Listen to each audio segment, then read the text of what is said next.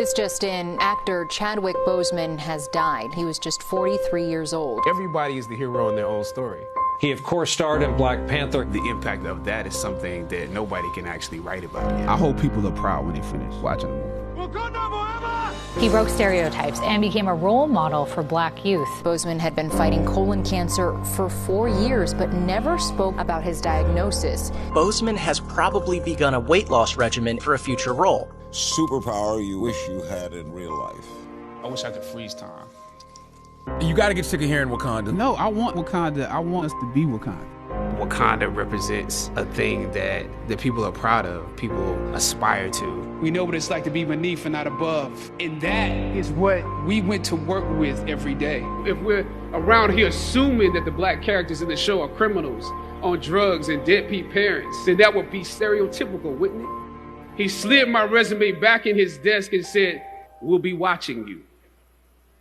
Once I got the first script, once I saw the role I was playing, I found myself conflicted.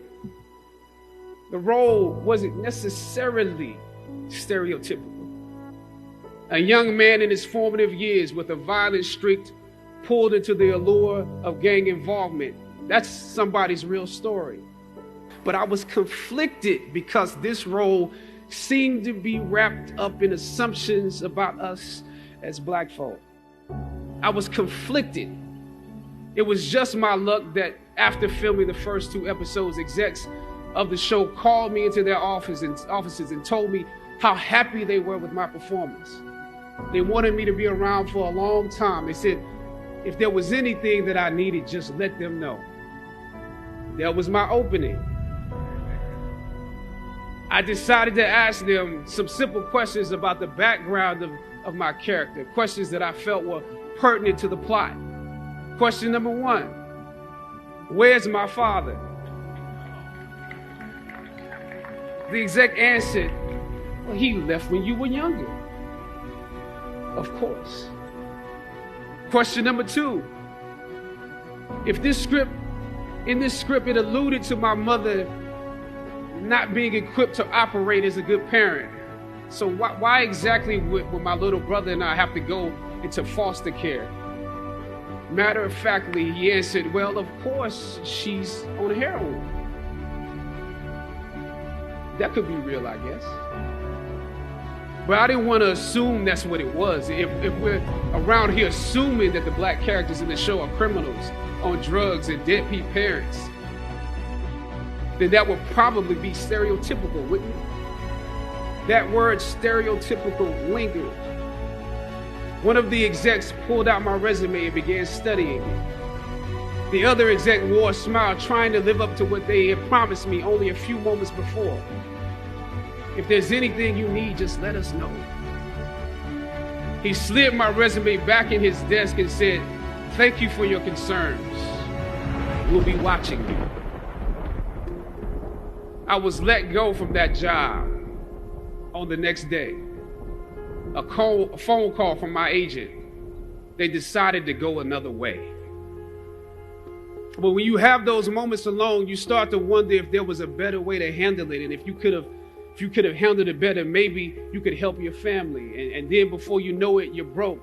And you find yourself scraping together change just so you can ride the subway so that you can get the next job. And maybe if you could book something else, that would eclipse the feeling of doubt that's building. But it seems like you can't pay them to hire you now.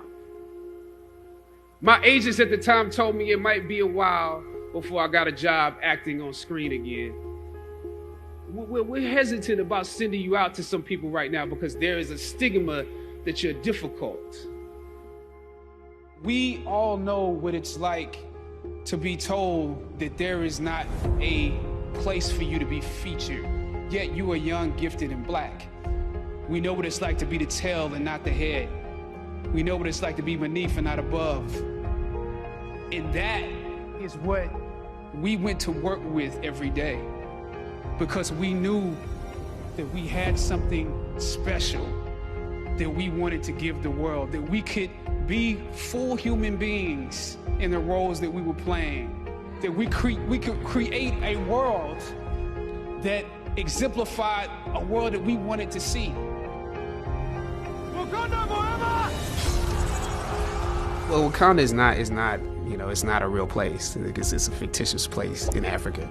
But I think it's become, you know, this idea of excellence and hope, and has become sort of a totem to a certain degree that people are proud of, people aspire to.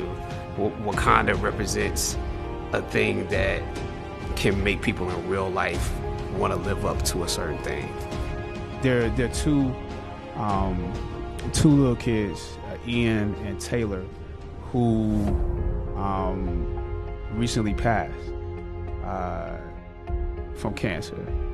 And throughout our filming, I was communicating with them, knowing that they were both terminal.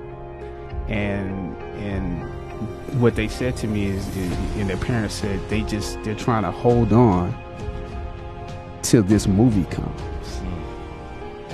And to a certain degree, it's a humbling experience, because I think back now to a kid and just, you know, waiting for Christmas to come, waiting for my birthday to come. I did live life waiting for those moments. And so it put me back in the mind of being a kid. And when I found out that they,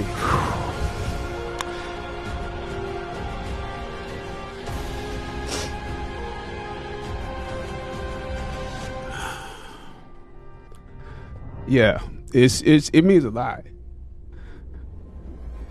Sometimes you need to feel the pain and sting of defeat to activate the real passion and purpose that God predestined inside of you. Purpose crosses disciplines. Purpose is an essential element of you. It is the reason you are on the planet at this particular time in history. Your very existence is wrapped up in the things you are here to fulfill. Whatever you choose for a career path, remember the struggles along the way are only meant to shape you for your purpose. I don't know what your future is, but if you are willing to take the harder way, the more complicated one, the one with more failures at first than successes, the one that has ultimately proven to have more meaning, more victory, more glory, then you will not regret it.